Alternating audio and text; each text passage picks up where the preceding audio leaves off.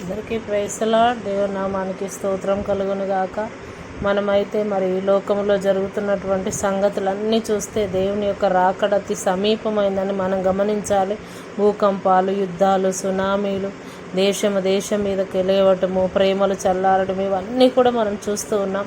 మరి మత్తయి సువార్త 24లో చెప్పినట్లుగా మరి అన్ని సంగతులు మన కన్నుల ఎదుట జరుగుతూ ఉన్నాయి.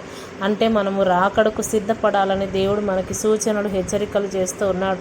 అయితే వీటన్నిటిని విన్నప్పుడు మీరు అధైర్యపడొద్దు, కానీ మీరు ప్రార్థన చేయమని కోరాడు ప్రభు. కాబట్టి మనం అందరం కూడా ప్రభు యొక్క రాకడలో ఎత్తబడాలని, అందరం కూడా మరి ఆ యొక్క పరలోక తండ్రి యొక్క రాజ్యములో చేర్చబడాలని, పరలోక విందులో భాగస్వామ్యం పొందుకోవాలని, అందరం కూడా ఆయన మరి మనల్ని తీసుకొని వెళ్ళడానికి వచ్చినప్పుడు సిద్ధపడి ఉండాలని, అందరూ కూడా దేవుని యొక్క చిత్తానికి లోబడాలని మనందరం కూడా ప్రార్థన చేద్దాం. దేవుడు మనందరికీ తోడయుండి మనల్ని ఆయన రాజ్యంలోకి చేర్చుకొనుగాక.